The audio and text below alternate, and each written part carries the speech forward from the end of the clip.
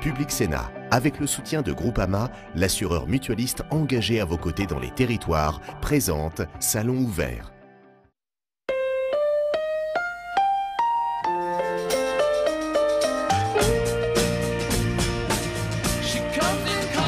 Groupama, la vraie vie s'assure ici.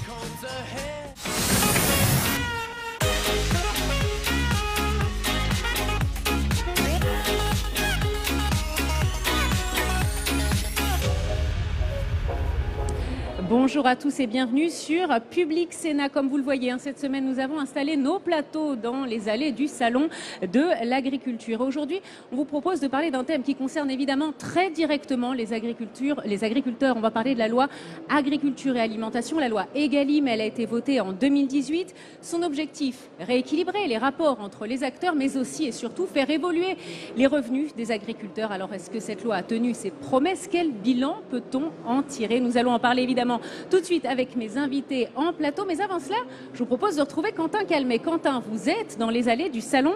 Vous êtes aux côtés d'un producteur de viande charolaise, la charolaise, qui est à l'honneur cette année. On sait avec la vache idéale qui est égérie de cette 57e édition du Salon de l'agriculture. Quentin, vous êtes donc aux côtés de Hugues Pichard qui va nous donner son point de vue sur cette loi Egalim.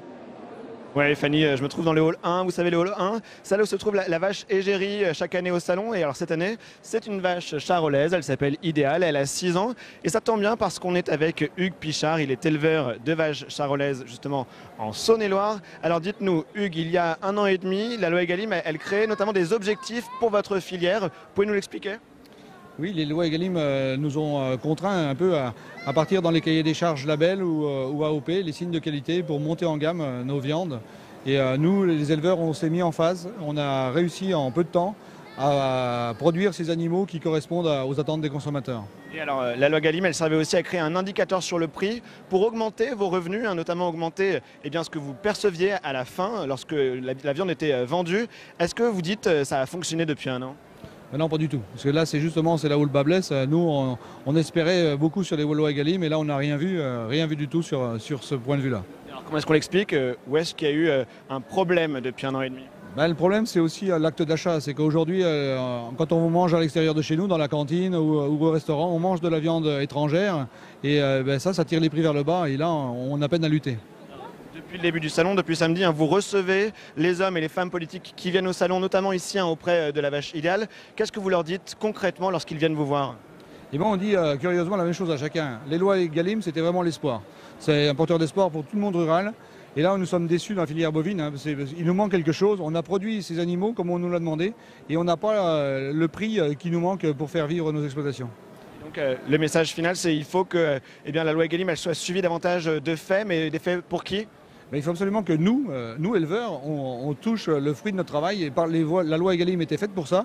Et ce serait quand même dommage que ce soit le premier employeur en France dans le monde rural qui n'en bénéficie pas d'un centime. Bien, merci Hugues Pichard pour votre témoignage au micro de Public Sénat. Merci Quentin Calmet. Dans les allées du Salon de l'agriculture, alors on vient d'entendre la déception de ce producteur de viande. On va en parler du bilan qu'on peut tirer de cette loi Egalim en plateau. Avec moi pour en parler, Sophie Primas, bienvenue. Vous êtes sénatrice Les Républicains des Yvelines. Vous êtes présidente de la Commission des affaires économiques du Sénat. Un rapport a été rendu sur cette loi Egalim il y a quelques mois. Vous nous en parlerez évidemment. Vincent Guyot, bienvenue également. Vous êtes agriculteur céréalier près de Saint-Quentin dans l'Aisne. Vous nous direz ce que cette loi a changé ou pas pour vous. Jacques Cressel, vous êtes délégué général de la Fédération nationale du commerce et de la distribution. Bienvenue. Est-ce que les distributeurs ont joué le jeu? Vous nous le direz. Et puis enfin, avec nous, j'ai le plaisir également de recevoir Robert Mondeau. Vous représentez l'association UFC Que Choisir. Quel impact cette loi Egalim a eu pour les ménages? Vous nous le direz. Bienvenue à tous et merci d'être avec nous. Alors on l'a dit, cette loi a été votée en 2018. Quel bilan peut-on en tirer à N+1? Avant d'en parler avec vous en plateau, je vous propose de faire le point avec ce sujet de Marie Brémond. Cette loi devait changer profondément l'équilibre des relations commerciales dans le secteur agricole. L'un des objectifs de la loi Egalim était une meilleure rémunération pour les agriculteurs. Le principe était simple, déterminer le prix de vente des produits agricoles en fonction de leur coût de production. Le tout grâce à un encadrement des marges et des promotions dans la grande distribution. Un mécanisme qui visait aussi à un meilleur équilibre dans les relations entre agriculteurs et distributeurs. 16 mois après son adoption, le ministre de l'Agriculture dresse un premier bilan. La loi Egalim a donné beaucoup d'espoir. Elle fonctionne globalement bien. Mais pour l'instant, nous sommes en grande difficulté. Le compte n'y est pas pour la rémunération des agriculteurs. Comme un aveu d'impuissance. Si l'on observe une légère inflation des prix en grande surface, 0,3%, cela ne se retrouve pas dans le revenu des agriculteurs. Une déception et une désillusion que les agriculteurs n'ont cessé de clamer lors de nombreuses manifestations un peu partout en France. Et nous nous battrons jusqu'au bout. Merci. Et nombreux sont ceux qui pointent du doigt la grande distribution, comme cet éleveur de vaches laitières depuis 25 ans. Au niveau sur le prix du lait, on n'a rien vu. On n'a rien vu. Même les laiteries ne nous ont jamais informé vraiment du protocole, quoi. Et pour vous, c'est lié à quoi en fait que le prix n'ait jamais changé? La grande surface, elle a gardé le monopole du prix du lait, quoi. La grande distribution également dans le collimateur d'Emmanuel Macron. Le président français confirme que depuis la loi, il y a déjà eu 4 millions d'euros d'amende pour non-respect des règles. Le président français en appelle à la responsabilité de tous, mais s'il le faut, il n'hésitera pas à durcir le ton. Sophie Primas, on l'a dit, un rapport sénatorial a été rendu il y a quelques mois. Quel bilan avez-vous fait? Est-ce que pour vous aussi, pour le moment, le compte n'y est pas sur cette loi Egalim? Je crois que votre sujet faisait bien le tour du problème. Nous avons fait un premier bilan à l'automne dernier, qui prenait donc en considération le premier round, j'allais dire 2019 des négociations, où nous nous sommes aperçus, je ne veux pas être totalement négatif, parce qu'en fait les états généraux de l'alimentation, d'ailleurs plus que la loi, ont créé en fait une volonté commune, j'allais dire tripartite, entre la grande distribution d'une part, les producteurs, mais aussi les consommateurs, d'aller vers une consommation un petit peu différente qui valorise mieux le prix d'achat aux consommateurs. Mais ça, c'est pas magique. C'est-à-dire, c'est pas parce qu'on met dans une loi un seuil de relèvement de vente à perte ou parce qu'on diminue la promotion comme ça de façon magique que les prix aux producteurs vont augmenter. Je pense que pour l'instant, le compte n'y est pas. Évidemment, nous avons des effets pervers de la loi que nous avons mis en évidence, notamment sur les domaines de la promotion. Je sais que mon voisin ne sera pas d'accord. Je sais même que la FNSEA ne sera pas d'accord, mais sur lesquels nous demandons au gouvernement d'être extrêmement attentif. Et effectivement, sur le revenu des agriculteurs, le compte n'y est pas. Mais il faut sortir aussi du paradoxe de cette loi Egalim qui a fait croire que parce qu'on allait mieux réguler les relations entre les producteurs, les transformateurs et les grands distributeurs, on allait systématiquement augmenter le revenu des agriculteurs. Vous savez, la grande distribution, c'est parfois 30% du volume des agriculteurs qui part dans la grande distribution. Il faut réguler également toute la partie hors foyer et puis il faut réguler toute la partie, il faut être compétitif pour aller sur l'exportation et en tout cas être capable d'exporter des produits à valeur ajoutée. Donc on n'est pas au bout, j'allais dire, avec cette loi Egalim, on n'en est qu'au début. Bon. Vincent Guyot, je rappelle que vous êtes agriculteur, vous êtes donc directement concerné. Qu'est-ce que cette loi a changé pour vous ou pas? Alors il faut d'abord que je commence par présenter mes productions. Oui. Moi je suis agriculteur à 15 km de Saint-Quentin, donc je suis céréalier betteravier.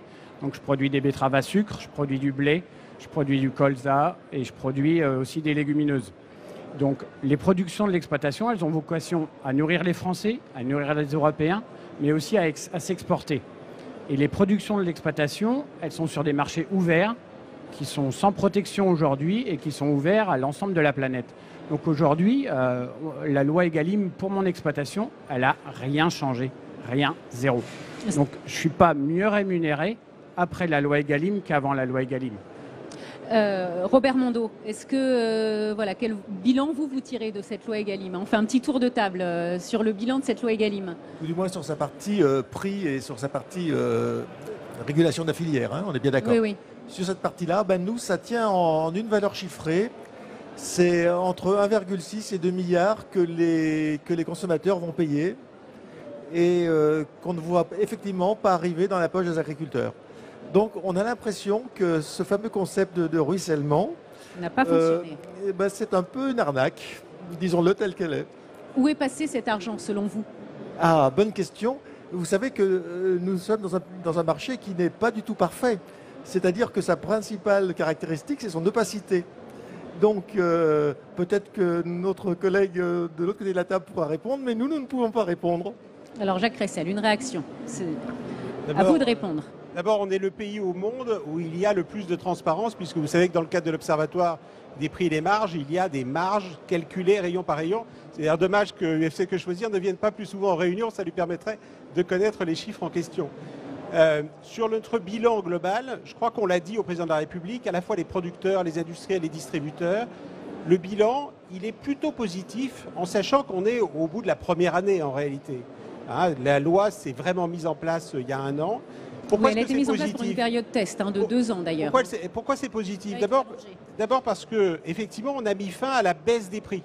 Tout le monde était dans une déflation permanente. Aujourd'hui c'est stoppé, même si on est encore au niveau d'une stabilité globale.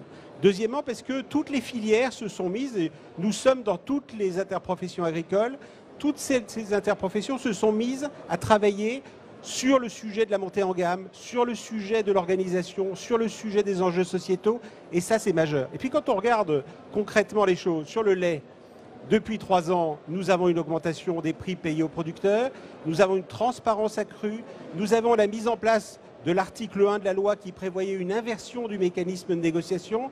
Nous étions ensemble tout à l'heure avec les producteurs de lait, ils le disent de manière tout à fait claire. Du côté porcin, la même chose avec une hausse des cours mondiaux, mais on voit bien là aussi une progression très forte. Sur les bovins, c'est vrai que là, ça s'est moins fait globalement, tout simplement parce que, et le président de la Fédération des producteurs bovins le dit bien, il y a un problème d'organisation du secteur, hein, on n'est pas dans une contractualisation qui est obligatoire, et puis surtout, il y a un effet en matière de consommation qui fait que les gens mangent de plus en plus de steak haché, les consommateurs aujourd'hui mangent en dehors du domicile des produits importés de moins bonne qualité, et tout le problème c'est naturellement le mélange qu'il y a entre des produits de meilleure qualité dans nos magasins et malheureusement ce qui ne se fait pas forcément ailleurs, et donc il y a des engagements qui commencent à être pris là-dedans. On est dans le bon sens, les choses avancent bien, et donc il ne faut surtout pas avoir une vision négative de l'ensemble. Sophie Primas, vous vouliez réagir? Oui, on ne peut pas avoir une vision totalement négative, mais on ne peut pas non plus être voilà, au pays des anges. Excusez-moi de cette expression. Dans le secteur du lait, je ne suis pas sûre que les prix aujourd'hui qui soient négociés soient vraiment à la hausse. J'ai quelques signaux qui m'indiquent qu'on n'est pas on est dans la valeur ajoutée. C'est un peu différent.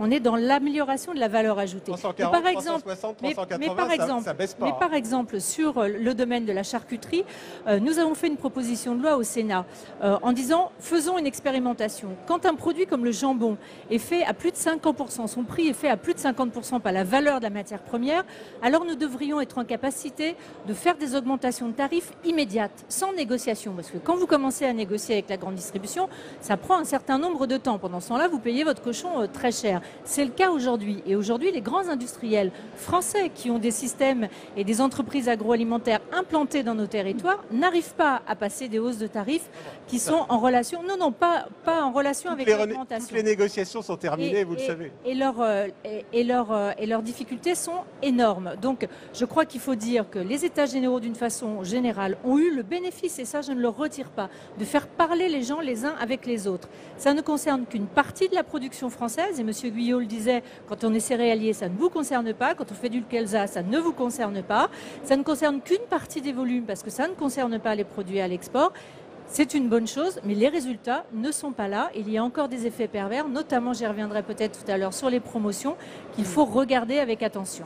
Je voudrais qu'on parle des négociations, parce que justement, il faut quand même le rappeler, la grande distribution a été sanctionnée début février, il y a quelques semaines, par la répression des fraudes, qui a infligé des amendes à 3 distributeurs. On va voir les montants des distributeurs qui n'avaient pas respecté les dates butoirs du 1er mars pour la rédaction des contrats avec les fournisseurs. Regardez le montant de ces amendes. Intermarché, 211 000 €, Système U 1,14 million d'euros, Carrefour une amende de 2,93 millions d'euros. Je vous propose d'écouter le président de la République, Emmanuel Macron, était au salon de l'agriculture samedi dernier. Il a été interrogé sur cette loi Egalim et sur les négociations et sur ces amendes. Écoutez. Nous, on va continuer à mettre la pression sur les transformateurs et les distributeurs. Il y a des distributeurs qui jouent le jeu.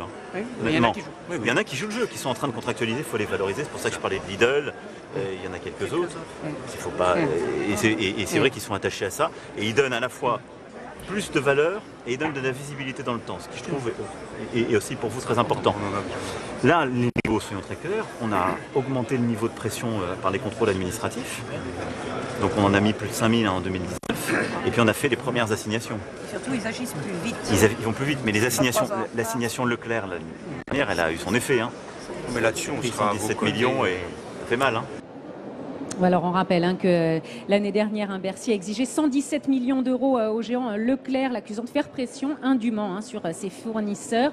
Jacques Ressel, une réaction à ces amendes qui ont été infligées aux grands distributeurs. Les amendes en question sont des amendes sur des problèmes de forme, c'est-à-dire de date de fin de signature de oui, mais c'est une l'année manière dernière. de faire pression Donc, sur les fournisseurs. C'est ça qui est des reproché. sujets complètement annexes aux négociations. Je peux vous dire que j'en ai longuement discuté avec le président de la République samedi. J'ai passé 2h30 avec lui à déjeuner. Il a au contraire rendu hommage à tout ce qui était en train de se faire, y compris d'ailleurs dans tous les accords qui sont signés avec les producteurs agricoles et avec les industriels. Vous avez tous les jours ici des accords qui sont signés justement dans ce cadre-là. Et tout ce qui peut se faire en matière de bien-être animal, en matière de transparence sur tous ces sujets-là, au contraire, il y a des évolutions extrêmement importantes. Il y a des règles. Quand les règles ne sont pas respectées, il y a des amendes. C'est quelque chose de tout à fait normal. Mais ça concerne aussi les industriels, comme vous le savez, de manière régulière aussi. L'État est là pour justement faire en sorte de regarder quand ça ne va pas et de sanctionner, c'est normal. Vincent Guyot, est-ce que vous avez le sentiment que les rapports entre les différents acteurs ont évolué? Pas vraiment. Moi, j'ai du mal à suivre un petit peu tout ça. Pourtant, nous, on est quand même producteurs et on approvisionne des entreprises, du local. Mais comme on n'arrive pas à retracer le circuit entre nos productions et les consommateurs, alors c'est pas forcément faute de trop d'intermédiaires, hein, parce qu'aujourd'hui, entre moi, ma betterave, la sucrerie et la boîte de sucre, trouvez-moi le nombre d'intermédiaires, il ne doit pas y en avoir tant que ça. Par contre, je souhaite vraiment à la filière sucre de rebondir comme l'a fait la filière laitière. On y croit tous, c'est pour ça qu'on continue à faire des betteraves. Mais on espère pouvoir faire des cultures rémunératrices dans l'avenir, parce qu'on ne va pas tenir longtemps comme ça. Mais qu'est-ce qu'il faudrait justement pour faire des cultures rémunératrices? Ça, c'est une bonne question. Alors, est-ce que demain, est-ce qu'il y a un lien aujourd'hui entre le prix des betteraves qu'on me paye et le prix du kilo de sucre que le consommateur achète en grande surface? J'en ai aucune idée. Est-ce qu'il faut partir du prix du consommateur pour aller au prix de ma tonne de betterave? Normalement, c'est ce qui est expliqué dans la loi Egalim. Normalement, on doit partir de ce que me coûte la betterave à moi pour pouvoir aller faire le prix de vente du sucre. Mais le prix de vente du sucre, il n'est pas franco-français, hein. Il est mondial aujourd'hui. Donc demain, si parce que moi j'ai des coûts de production qui sont trop élevés et parce que ça me coûte trop cher, parce qu'un peu chaque jour, on me rajoute des contraintes à la production, des charges, qu'elles soient productives ou improductives, si moi ça me coûte trop cher de produire le sucre, c'est pas compliqué, hein. On va importer parce qu'on n'arrivera pas à être compétitif. Et là, ce sera bien plus compliqué. Le problème, Sophie Primas, c'est que justement, on est dans une économie ouverte. Surtout sur des productions comme celle du sucre, qui sont des productions qui sont sorties d'un système de régulation européenne de quotas il y a maintenant quelques années, et où la production s'est affolée. Donc les coûts sont en train de baisser, enfin les prix de vente sont en train de baisser singulièrement. Ça fait de la casse, hein. On a des sucreries qui ferment dans des bassins de production. Donc c'est très dommageable aussi pour notre économie locale et rurale. La difficulté, c'est que dans la deuxième partie de la loi Egalim, parce qu'on parle ici beaucoup de la première partie qui régule les relations commerciales, mais dans la deuxième partie de la loi Egalim, on a rajouté beaucoup de charges sur les actes de production aux agriculteurs. Donc c'est des bénéfices attendus pour des charges immédiates. Et donc ça, dans la balance de la compétitivité, ça fonctionne quand même. Ça ne fonctionne pas d'ailleurs. Jacques Ressel, vous vouliez réagir? Oui, pour réagir sur ce point, je crois qu'il faut bien avoir conscience qu'un des problèmes que nous avons en commun avec les producteurs agricoles, avec les industriels et les distributeurs, c'est le niveau extrêmement élevé des charges et des réglementations en France. Quand vous regardez le prix de l'alimentation en Allemagne, il est 20% inférieur à la France. Notre sujet aujourd'hui est largement un sujet commun. On voit bien que la surréglementation, la surtransposition des directives européennes, la surfiscalité que nous avons sur l'ensemble de la chaîne alimentaire est un problème sur lequel nous devons avancer ensemble. Parce que si on n'avance pas sur ce sujet, en dehors même d'Egalim et autres, on voit bien qu'on aura des vraies difficultés et que le problème, il est de faire en sorte d'arriver à baisser globalement les coûts de production en France. Et de mieux rémunérer les agriculteurs. Oui, on va y revenir. Robert Mondeau, hein, justement sur ce sujet. Oui, je voudrais faire 2 remarques. La première, c'est que on est malgré tout dans un marché libéral et dans un marché européen. On oublie ça. Et les distributeurs ont toutes les possibilités pour avoir des démarches d'échappatoire, des échappatoires, et elles ne sont pas fermées, ces démarches-là. Elles existent toujours, donc ne rêvons pas. Hein. Ça, je crois qu'il faut vraiment avoir conscience de ça. Ensuite, j'entends bien que nous surtransposerons les règles européennes, que nous mettons des charges absolument indues sur le dos de nos agriculteurs. Oui, enfin, c'est un discours facile, mais il serait intéressant de le voir d'un peu plus près malgré tout. Hein. C'est-à-dire C'est-à-dire qu'il y a un certain nombre de principes qui sont que le consommateur est aussi un citoyen, qu'il a le droit de ne pas se tuer en mangeant, si je prends une position caricaturale. C'est caricatural, je suis bien d'accord. Non, mais ce que je peux vous laisser réagir juste après, Sophie Primas. Ça suscite du débat. Quand le citoyen dit attendez, moi j'ai l'impression d'être dans un environnement qui m'est défavorable, qui m'est difficile, il faut l'entendre. Il ne faut pas dire que c'est du fantasme et que c'est simplement une surtransposition. Là, on n'est pas du tout d'accord. Qu'ensuite, on prenne collectivement en compte les contraintes et les filières, tout à fait. Mais aujourd'hui, ce n'est pas le cas. On ne nous demande rien sur l'état des filières et sur leur adaptation. Le consommateur n'est pas consulté en tous les cas. Sophie Primas. Pardon, j'ai réagi un petit peu vivement parce que vous êtes là pour ça. Je ne peux pas laisser dire ça. Nous sommes le pays dans lequel l'alimentation est la plus sûre et la plus surveillée d'un point de vue sanitaire. Donc il n'y a pas un autre pays au monde où notre alimentation est plus sûre. Alors on peut toujours vouloir mieux, mais puisque vous êtes représentant des consommateurs, je pense que vous avez votre rôle à jouer également. Si nous voulons du bio, si nous voulons de la surtransposition, on a le droit, vous avez raison, mais il faut savoir qu'elle a un coût et il faut accepter de la payer. Donc vous ne pouvez pas nous dire en début d'interview, on a valorisé, les consommateurs payent plus cher et où est la valeur ?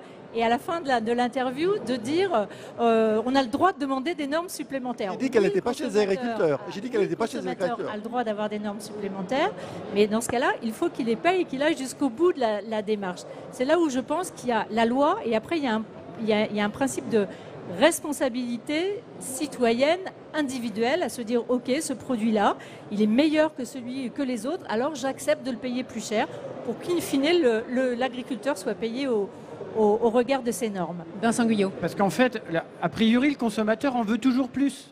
Il veut toujours plus, il veut plus de certification, plus de qualité, plus. Il faut monter en gamme, mais pour vous, ça a un prix. Ouais, mais alors, faut fermer les frontières. Hein. Faut dire aux gens manger français. Alors, je ne sais pas si on peut le faire. Et puis donc, il faut tout ça, toutes ces exigences qualitatives, elles ont un prix. Parce que la rémunération, elle est au bout, à condition qu'on paye ce qu'on nous demande, ce qu'on exige de nous. Après, il faut plus nous encourager à monter en gamme que de nous décourager en nous imposant des interdictions un peu plus chaque jour. T'as pas le droit de faire ça, t'as pas le droit. Parce qu'à la fin, on n'y arrive plus, quoi. Alors, comment on pourrait vous encourager ? Qu'est-ce que vous attendez ? Alors, les discussions déjà. Si déjà on se voyait plus, on communiquait plus, on était capable d'expliquer les agriculteurs comment on fait, ce qu'on peut faire de bien, à la vitesse où on peut la faire, parce qu'on ne vient pas agriculteur bio, hop, comme ça, du jour au lendemain, vas-y, bon, toi tu passes au bio, en 15 jours on n'est pas agriculteur bio. La conversion d'une ferme en bio, c'est 2 ans. Oui, ça prend du temps. C'est une réflexion, et c'est un projet de vie. La transformation d'une exploitation conventionnelle en bio, c'est pas le même acte que le consommateur qui un jour va consommer bio, le lendemain va consommer conventionnel. Donc on a besoin d'une trajectoire, on a besoin d'avoir une direction pour pouvoir orienter nos exploitations et on n'est pas des girouettes, quoi. On peut pas. Moi, si je fais prendre une direction à mon exploitation, faudra pas me dire de changer la direction dans 5 ans. Robert Mondeau, est-ce que les citoyens, est-ce que les consommateurs ont conscience que effectivement la qualité des produits, ça se paye ? Alors, ça a des conséquences pour les agriculteurs ? Là, dans ce domaine-là, parler des consommateurs, c'est très ambitieux parce qu'il y a une diversité incroyable de la population des consommateurs. Il y a ceux qui n'ont pas les moyens d'acheter leur alimentation au prix fort, donc ils vont systématiquement chercher les premiers prix. Puis après, il y a ceux, effectivement, qui ont la capacité financière de choisir. Donc, parler du consommateur et mettre tout ça dans le même panier, c'est difficile. Nous sommes tout à fait d'accord pour qu'une montée en gamme s'accompagne d'une augmentation du prix, mais une montée en gamme, pas la même chose au prix plus élevé. Je voudrais dire aussi, on l'a évoqué, effectivement, dire il faut être le pays le plus surveillé au monde, etc. Et puis, dans le même temps, signer des accords internationaux où l'agriculture est un peu la monnaie d'échange contre des produits qu'on veut exporter, et donc on laisse entrer des produits à plus faible contrainte et à plus faible coût de production, sciemment, en signant ces accords-là, je trouve ça assez irresponsable de la part de nos pouvoirs publics, excusez-moi. Sophie Primas. Là, je partage parfaitement, parce que c'est au Sénat qu'a été introduit l'article 44 de la loi Egalim, qui dit qu'on ne peut pas faire rentrer dans notre pays des produits qui ne sont pas produits justement avec les mêmes normes. Donc là, on est tout à fait d'accord, et nous avons un différend avec le gouvernement au Sénat, qui est effectivement la signature du CETA pour un grand nombre d'entre nous. Alors c'est tout à fait symbolique, parce que ça ne concerne effectivement que la viande en particulier et un petit peu les céréales, mais certainement la viande. L'accord, autrement, sur l'industrie et même sur certains produits alimentaires est intéressant, mais il est symbolique en fait aujourd'hui, cet accord CETA et après l'accord Mercosur est symbolique en fait de ce que nous ne voulons plus, c'est-à-dire imposer des normes de production à nos agriculteurs et accepter que par nos frontières arrivent des produits qui d'ailleurs sont des produits de qualité. Je ne me permettrai pas de dire que les agriculteurs canadiens ne font pas des produits de qualité, mais ils sont des produits de qualité produits avec d'autres normes que celles que nous imposons à nos agriculteurs. Il y a là maintenant un hiatus qu'on ne peut plus supporter. Jacques Ressel, peut-être un mot sur ce sujet. Non, je partage assez largement le fait qu'il est essentiel qu'il y ait des produits qui soient de qualité. Aujourd'hui, on voit bien que la croissance dans nos magasins, elle est d'abord due aux produits locaux, aux produits de qualité, aux produits bio, aux produits véganes, aux produits sans gluten. Il y a une vraie attente du consommateur. En même temps, comme on le disait aussi, il y a des injonctions contradictoires du consommateur qui à la fois veut plus de qualité, mais n'est pas forcément prêt à payer, même si dans les sondages, il le dit. On voit bien qu'en même temps, on le voit bien sur les promotions dont parlait Sophie Primas tout à l'heure, où la limitation des promotions a eu pour effet direct de faire reculer les volumes d'achat cette année de 1%. C'est la première fois qu'il y a un recul aussi fort de la consommation. Et il y a eu effectivement, et je rejoins tout à fait ce qui a été dit, de vraies difficultés sur un certain nombre de produits, le champagne, le foie gras, ce qu'on appelle les produits festifs et saisonniers. Nous avions en commun proposé lors des États généraux de les exclure du système. Malheureusement, l'État ne l'a pas fait et on s'est retrouvé dans la situation telle qu'on l'a connue à Noël dernier, que nous regrettons. Et là, il faudra certainement corriger tout ceci. Justement, Sophie Primas, ça fait partie des recommandations du rapport sénatorial pour faire évoluer cette loi Egalim et corriger ces effets pervers. Ça fait partie non seulement des conclusions, mais d'une proposition de loi que nous avons déposée, qui fait l'objet d'un article. Nous demandons que les pouvoirs publics aient la capacité et la solidité juridique de prévoir des dérogations. Alors, il ne s'agit pas de donner des dérogations à tout le monde. Il ne suffit pas, comme l'a dit le ministre en séance, de les demander pour les obtenir. Il s'agit de les encadrer. Il y a certaines filières, et principalement d'ailleurs des petites filières alimentaires, soit parce qu'elles sont saisonnières, soit parce qu'elles font partie des produits que les producteurs appellent pas vus, pas vendus. Je pense en particulier à une filière qui est celle du lapin, où sur la liste de la ménagère, c'est jamais inscrit lapin. Voilà. Par contre, quand vous êtes en magasin, quand vous êtes chez votre volailler, si vous voyez du lapin, lapin en promotion, vous l'achetez. Et la promotion, en fait, ne dégrade pas le revenu de l'agriculteur. Il y a une filière qui est extrêmement bien organisée, qui est contractualisée entre les producteurs et les coopératives, et qui prévoit que même avec de la promotion, les producteurs sont bien rémunérés. Et en fait, le fait de ne plus pouvoir faire de promotion aujourd'hui, ça fait baisser les volumes. Et en fait, les agriculteurs gagnent de façon unitaire de l'argent, sauf qu'ils font plus de volume. Et donc, ils ne gagnent plus d'argent suffisamment, alors qu'ils viennent de réinvestir dans le bien-être animal, dans de nouveaux bâtiments d'élevage. Et là, on a un problème, et qui est un problème urgent. Donc, je profite de l'antenne pour redemander au gouvernement vraiment de regarder ce sujet de façon très, très rapide et très, très sécurisante juridiquement, car la grande distribution, et elle a bien raison, les acheteurs et les services juridiques de la grande grande distribution dit non, on n'accepte pas de dérogation comme ça parce que juridiquement, ce n'est pas solide. Donc je crois que là, il y a un vrai travail à réaliser. On l'a fait au Sénat, il suffit de le reprendre, c'est très rapide. Bon, on va continuer à en parler évidemment dans cette deuxième partie. Sophie Primas, merci d'avoir été avec nous sur Public Sénat. Vincent Guyot, merci aussi d'être venu sur notre plateau. Merci à vous deux, Jacques Cressel et Robert Mondeau. Vous restez avec nous pour la deuxième partie. Je vous le disais, le président du Sénat, Gérard Larcher, était au Salon de l'Agriculture ce matin. Vous le voyez sur ces images. Comme tous les ans, il a fait le tour des allées à la rencontre des agriculteurs et des producteurs. Ce matin, il rencontrait notamment les représentants de la filière viande.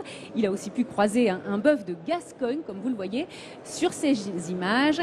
Gérard Larcher qui était au micro de Quentin Calmet, le président du Sénat, qui s'était exprimé sur cette loi Egalim dont nous parlons aujourd'hui. On écoute. Monsieur le Président, vous allez rencontrer les représentants de la filière de la viande. On le voit, c'est une filière qui souffre beaucoup, malgré aussi la loi Egalim. Quel est votre message à cette filière? D'abord, on vient de rencontrer un éleveur de Gascogne des Pyrénées qui nous a exposé la réalité. Il faut 4 à 5 ans pour faire un bœuf persillé, une viande de qualité. Et ceci doit être rémunéré. Le premier sujet, c'est la mise en œuvre de la loi Egalim. C'est-à-dire comment un producteur est rémunéré d'une manière convenable et acceptable. Je suis d'ailleurs entouré de gens qui s'en préoccupent, de Michel Raison à Daniel Laurent, de Jean Bizet à Pascal Alizard. Et donc ça, c'est le premier sujet. Le second des sujets, ça va être la politique agricole commune. Parce que de là dépend le revenu de nombre d'agriculteurs. Et là-dessus, il y a les discours, puis il y aura des faits concrets. Justement, vous représentez le Parlement, le Sénat est là pour contrôler l'action du gouvernement. Est-ce qu'un an et demi après, vous dites, eh bien, le compte y est sur cette loi Egalim ou pas? Sur la loi Egalim, nous ne savons pas si le compte y est. C'est tout le travail que la Commission des affaires économiques, sous l'impulsion de sa présidente Sophie Primas, conduit. Nous l'évaluerons. Nous avons une observation permanente de l'évolution de ces prix. Il y a des négociations qui sont en train de s'achever. Le vrai sujet, c'est si cette loi ne marche pas, et nous craignons que sur un certain nombre d'aspects, elle puisse ne pas marcher, il faudra l'ajuster, l'adapter.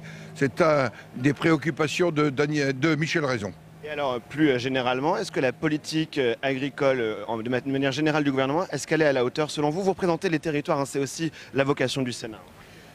Vocation de représentation des territoires, il faut d'abord que sur les territoires, on comprenne qu'un territoire sans agriculture, c'est un territoire qui ne vit pas et que l'agriculture, c'est une activité économique, c'est aussi une activité essentielle au paysage. Et il faut que les urbains et les nouveaux ruraux comprennent cette relation avec l'agriculture.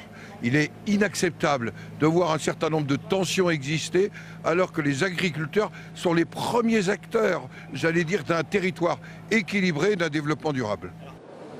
Merci Quentin, dans les allées donc du Salon de l'Agriculture. On va commencer donc cette deuxième partie de notre émission consacrée à la loi Egalim. J'ai le plaisir d'accueillir en plateau Jean-Claude Tissot. La conversation a déjà commencé. Le débat, vous êtes sénateur socialiste de la Loire, membre de la Commission des affaires économiques. Vous êtes agriculteur de profession.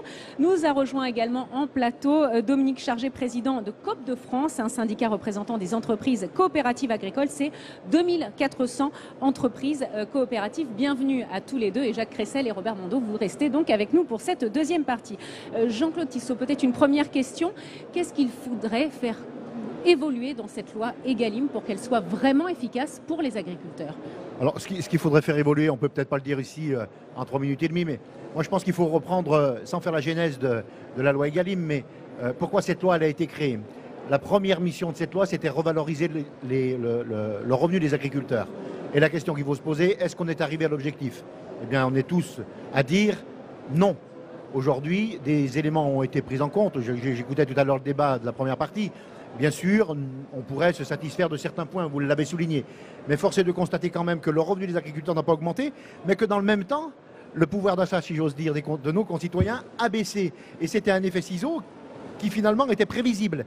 Donc je ne sais pas ce qu'il faut aujourd'hui, enfin je sais bien sûr que j'ai des idées de quelle manière on pourrait aménager cette loi. On a été co-signataire au Sénat, une proposition de loi, Sophie Primas en a parlé tout à l'heure, à l'unanimité de tous les bancs, hein, donc ça veut dire quand même il y a quelque chose qui ne marche pas. Il y a 3 articles qui ont été mis sur cette PPL, donc on peut attendre peut-être qu'avec de telles réflexions, on peut arriver à un résultat favorable. Mais quand même, aujourd'hui, le seuil de revente à perte, qui normalement devait apporter un plus sur les trésoreries des exploitations, ça n'a pas du tout été le cas, parce que rien ne contraint ou n'oblige la grande distribution à reverser ce fameux ruissellement. Cette plus-value. Le ruissellement, il fonctionne, mais dans l'autre sens. Pas comme on aurait souhaité qu'il fonctionne. Je suis désolé, mais je suis peut-être un peu direct, mais c'est presque ça, quoi. Enfin, je suis sûr que c'est ça. Et dans le même temps, le consommateur paye plus cher. Donc c'est quand même un peu dommage. C'est un effet pervers de la loi Egalim. Voilà, il faudra réfléchir. Enfin, on va en débattre, mais il faudra qu'on faire évoluer voilà. cette loi. Jacques Cressel, je vous laisse réagir. Bon, tout simplement pour dire d'abord que le ruissellement qui est souvent évoqué n'a jamais été dans la loi. Je ne fais que paraphraser ce que dit Christiane Lambert, la présidente de la FNSEA, qui dit toujours que ce qui a au contraire été mis dans la loi, c'est l'inverse. C'est-à-dire le fait que désormais, il devait y avoir une inversion du mécanisme de négociation, c'est-à-dire une négociation de premier niveau entre le producteur agricole et l'industriel, puis sur la base de ces éléments-là, une négociation de deuxième niveau. Malheureusement, ceci ne s'est fait que dans un secteur essentiel, qui est celui du lait, où on a bien vu, je l'évoquais tout à l'heure, les effets positifs. Après, il faut aller plus loin, et on l'a vu tout à l'heure quand on parlait du sucre, quand le prix du sucre baisse de 20%, au niveau mondial, les choses ne sont pas les mêmes que, par exemple, sur le lait, où là, effectivement, on peut prendre plus en compte les coûts de production globalement. Tout ceci est en train de bouger, tout ceci, dans le cadre des interprofessions, est en train de changer, en ayant conscience qu'il y a une transformation absolument massive de la consommation aujourd'hui.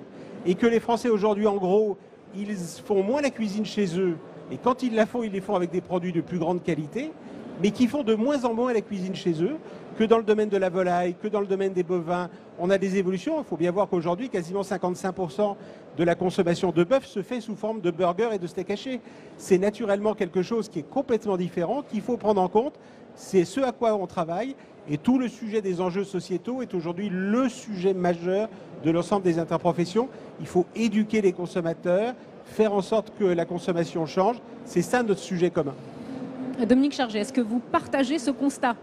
Oui, bonjour. Je ne voudrais pas m'inscrire en arbitre de ce qui vient de se dire. D'abord, vous signalez que depuis le 1er janvier, on s'appelle la coopération agricole, mais c'est un détail que vous voudrez bien noter.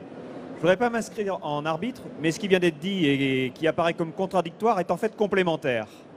Il y a effectivement dans la loi la construction du prix pour l'agriculteur qui doit s'appuyer davantage sur les coûts de production, et il y avait effectivement un mécanisme par l'augmentation du seuil de revente à perte qui devait financer la capacité à pouvoir payer à hauteur de cette prise en compte du coût de production. Et effectivement,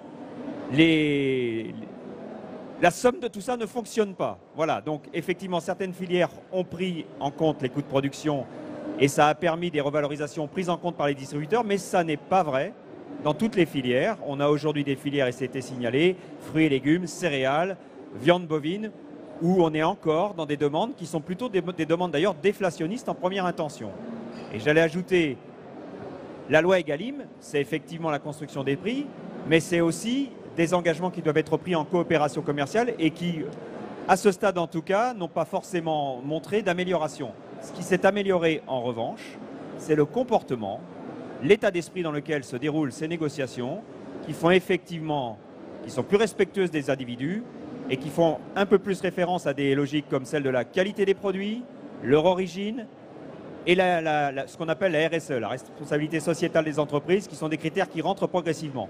Mais ça n'a effectivement pas produit les effets escomptés. Sur le lait, on sait que c'est une filière emblématique. À grands coups de renfort médiatique, il y a eu des concessions qui ont été faites, enfin des accords qui ont été trouvés et de bons accords et on s'en réjouit. Ça montre que c'est possible.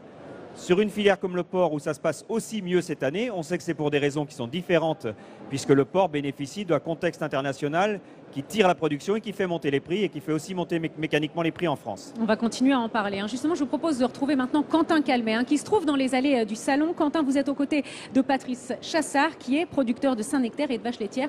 Comment lui a perçu les effets de cette loi Egalim? On vous écoute. Oui, Fanny, et puis vous allez le voir, le témoignage de Patrice Chassard, il va être complètement en adéquation avec le débat que vous avez en plateau. Bonjour Patrice Chassard, on voit votre Saint-Nectaire qui se trouve ici juste devant nous. Mais d'abord, alors, quel est le bilan que vous tirez de la loi Egalim 1 an et demi après son vote?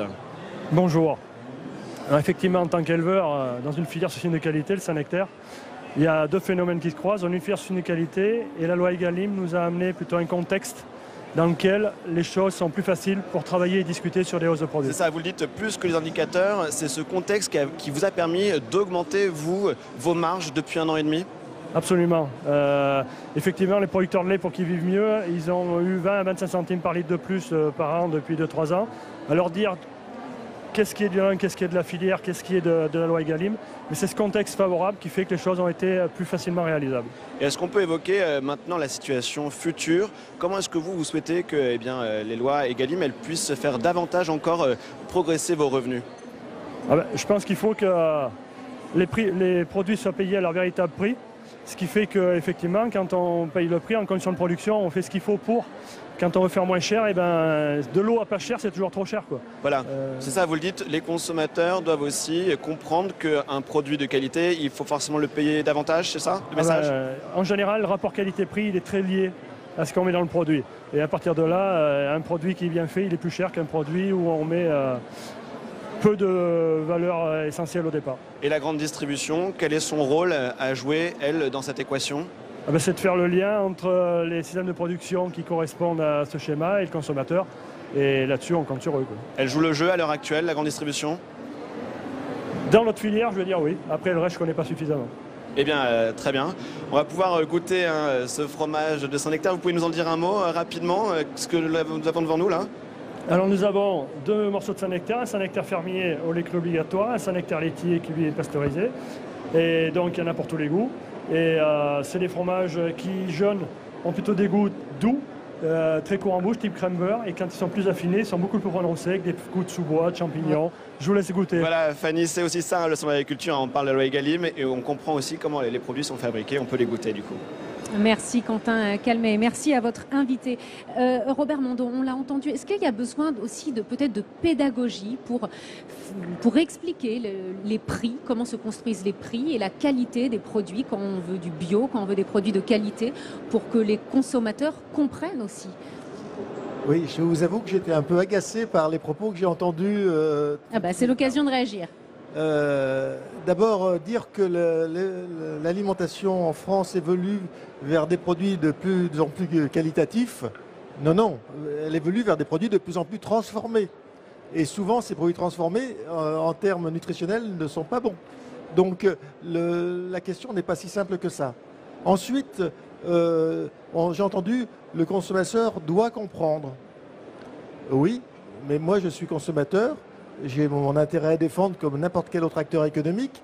Je vois 2 produits qui sont apparemment identiques. Je vois 2 Saint-Nectaire qui sont tous les 2 fermiers, qui ont à peu près la même tête. Pourquoi je mettrais 20% ou 30% de plus sur l'un par rapport à l'autre? Par une idée que ça peut être bien pour la filière. Faut demander beaucoup là, aux consommateurs pour qu'ils fassent ça. Et puis, dernier point, j'ai entendu aussi il faut éduquer le consommateur. Très bien.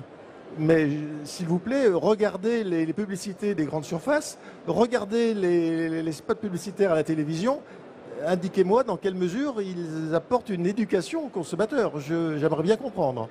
Voilà, donc je pense que... Le problème, il vient aussi du pouvoir d'achat des Français. Oui. Non, mais en dehors de ça, si vous voulez, le consommateur est un être économique comme un autre. Il essaye d'optimiser sa satisfaction par rapport aux produits qu'on lui présente. Et voilà, si on ne lui explique pas autre chose, si on ne lui explique pas qu'il y a d'autres critères qui peuvent l'amener à payer des prix différents, c'est difficile. Jacques Cressel, peut-être. Je suis assez frappé de voir que nous essayons tous de travailler, notamment dans les interprofessions, pour faire en sorte que la spécificité de l'agriculture française, qui est la qualité, soit vraiment encore plus portée au pinacle, que l'ensemble des agriculteurs français puissent vivre de leur métier, que l'ensemble de la chaîne agroalimentaire marche le mieux possible. Nous sommes tous d'accord là-dessus, sauf visiblement le représentant des consommateurs. Ce qui est quand même un peu dommage sur tout ceci. Très franchement, heureusement, les consommateurs, ce sont nos clients. Nous les voyons tous les jours. Nous savons qu'ils peuvent être contradictoires. Mais on constate que globalement, pour eux, l'agriculture française, c'est le synonyme de la qualité. C'est pour ça que nous avons besoin de cette agriculture.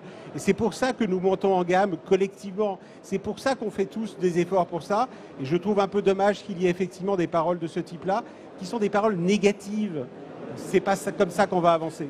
Alors, je vous fais réagir. Dominique Chargé, vous vouliez intervenir. Je ne sais pas si c'est une histoire de sémantique, mais moi je pense quand même que notre métier pour nous, moi je suis agriculteur, je suis vice-président d'une coopérative, président de la coopération française, et pour nous l'objectif c'est aussi d'écouter le consommateur, d'écouter, de comprendre les évolutions de la société et des besoins de consommation. Et on voit bien qu'il y a un certain nombre de demandes nouvelles en termes d'exigences aujourd'hui qui s'adressent à nous. Personne ne peut nier les incidents, les effets aujourd'hui du réchauffement climatique, de l'environnement, de la biodiversité. Personne ne peut nier aussi les interrogations qui sont faites sur l'utilisation d'intrants chimiques, sur le bien-être animal. Donc nous devons prendre en compte ces différentes évolutions, ces différentes attentes et dans la mesure du possible d'y répondre. C'est ce qu'on appelle la montée en gamme. Je crois qu'il n'y a pas forcément d'antinomie dans ce qui est fait et ce que vous attendez. Pour autant, et j'aimerais aussi en parler, limiter l'alimentation française à ça, c'est sans doute réducteur.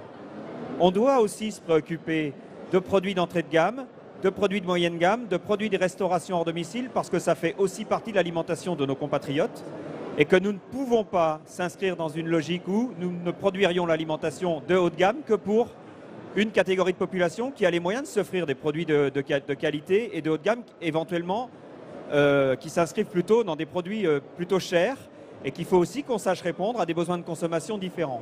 Mais nous avons à prendre en compte ces évolutions de comportement de consommation parce qu'elles existent. Je fais aussi le constat que nous ne consommons plus la viande bovine comme nous la consommions il y a 20 ans et que ça va induire des évolutions dans la production et dans la transformation de la viande bovine et surtout dans l'usage de la viande bovine. Et c'est là-dessus qu'on doit travailler. Et un dernier point, l'alimentation, c'est aussi beaucoup de marques de distributeurs. Et aujourd'hui, on a un vrai enjeu, et Jacques Cressel le sait très bien, sur la prise en compte dans ces évolutions de comportement et de ce que sont les objectifs de la loi Egalim, aussi pour les marques de distributeurs. Et à ce stade, c'est quelque chose qui n'est absolument pas réalisé. Jean-Claude Tissot, une réaction peut-être sur ce sujet?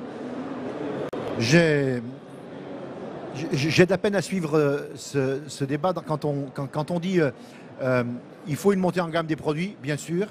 Et quand on met en opposition tout de suite, mais il y a aussi l'entrée de gamme qu'il faut gérer pour une certaine frange de la population.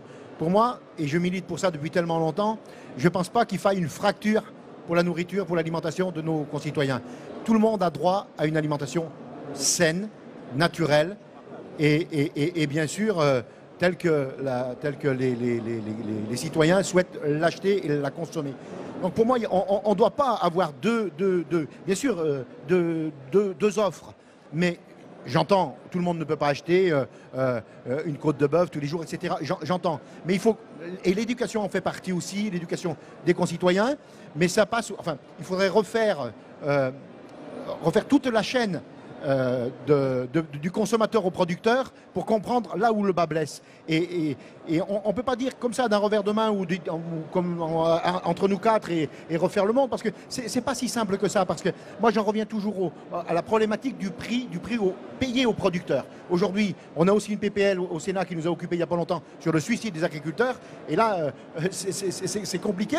Et la raison principale du suicide, c'est aussi des causes, ça peut être aussi des causes économiques. Donc ne perdons pas de vue comment on rémunère l'agriculteur, mais dans le même temps, et c'est vrai que c'est compliqué à imaginer, et comment on continue d'offrir une nourriture saine et équilibrée à nos concitoyens. Dominique Chargé, une réaction, et après on retrouvera Quentin Calmet dans les allées mon propos n'était, enfin je me suis sans doute mal exprimé, mon propos n'est pas surtout de dire qu'il ne faut pas une alimentation sûre, saine et durable et de qualité pour tous les consommateurs.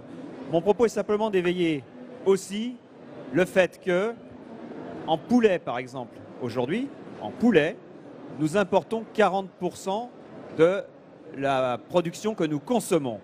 Et je voudrais juste dire que cette production, nous pouvons aussi la faire sur nos territoires, elle sera aussi de qualité, saine et durable, mais aujourd'hui, en ayant justement évincé ce mode de production, cette partie de notre consommation, de notre production nationale, nous l'importons et je pense que ça n'est pas tenable. Nous devons aussi pouvoir la produire pour que nos compatriotes mangent des produits français sains et durables, comme vous l'avez dit. Alors, je vous propose qu'on aille retrouver dans les allées du Salon de l'Agriculture Quentin Calmet. On a parlé beaucoup de la filière lait. Justement, Quentin, vous êtes aux côtés d'un producteur de lait.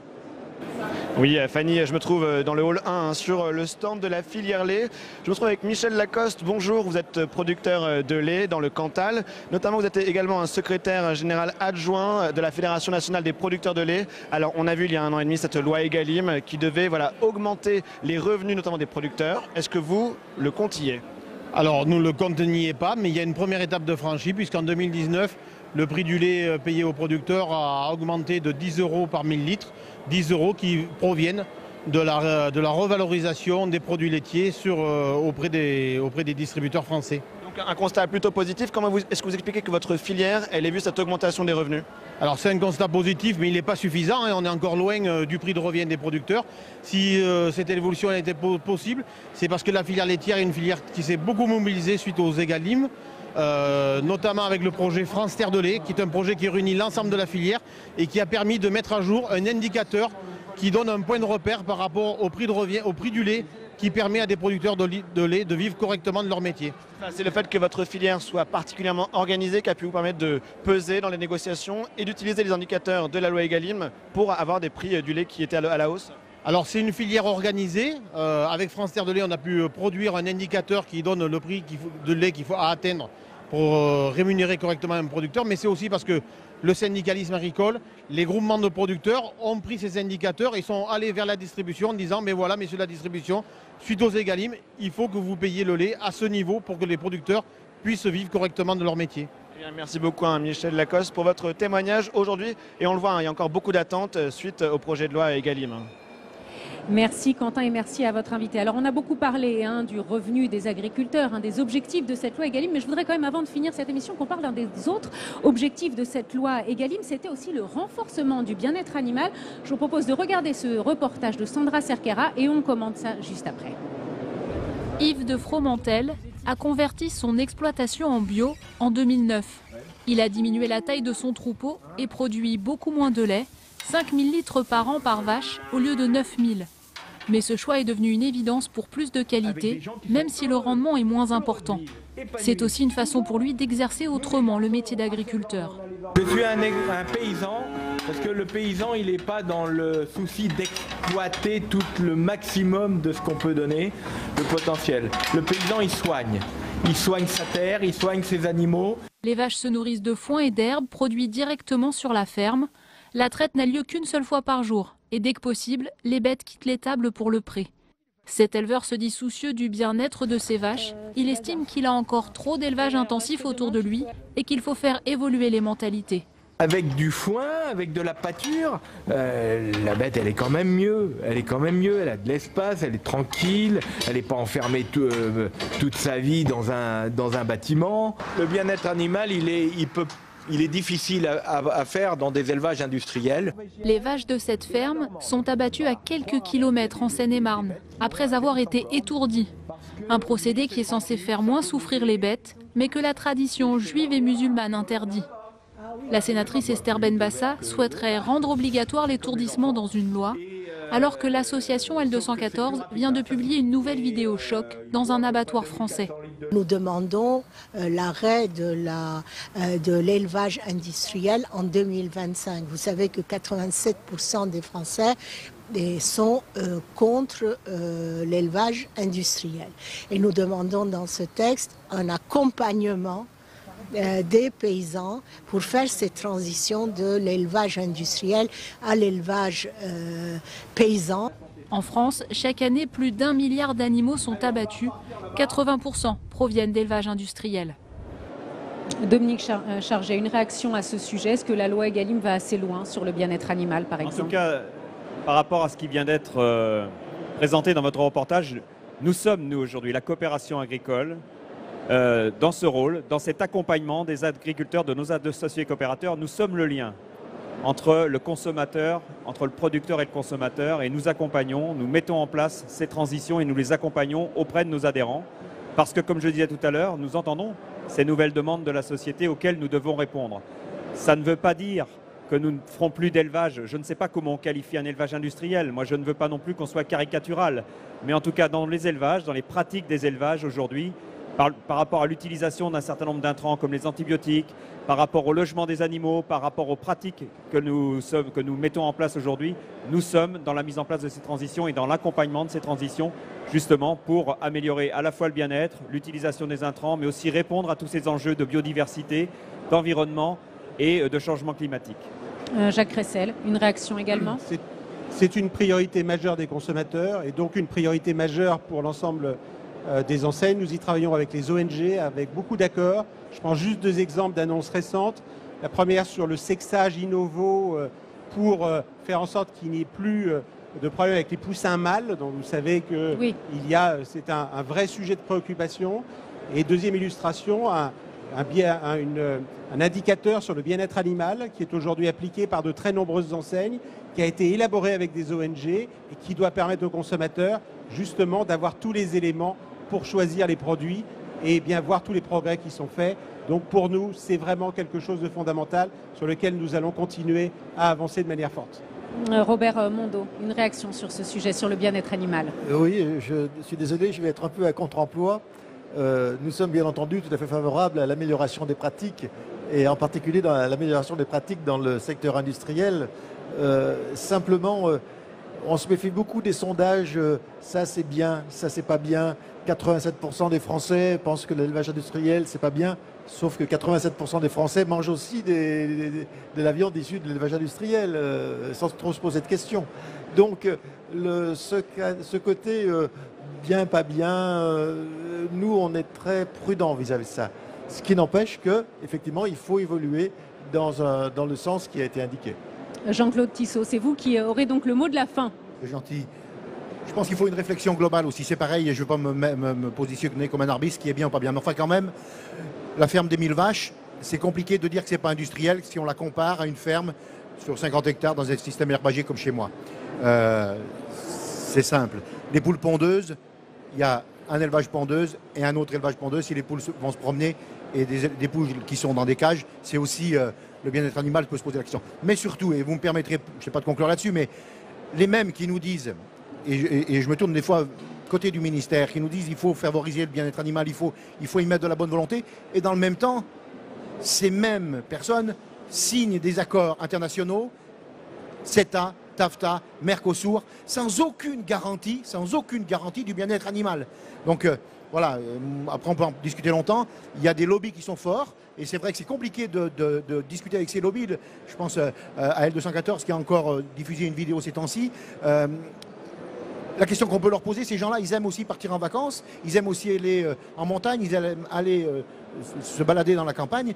Et s'il n'y a plus d'animaux, bon, le discours est un peu rapide, le raccourci est un peu vite fait, mais il faut se poser les bonnes questions. Voilà, il faut une réflexion plutôt globale. Bon, on a vu que ce débat sur la loi Egalim et tous ces enjeux, c'est un vaste débat. Évidemment, on aura l'occasion d'en reparler sur notre antenne, sur Public Sénat. Merci à tous les 4 d'avoir participé à cette émission. Merci à tous et très bonne journée sur Public Sénat et au Salon de l'Agriculture. À très bientôt.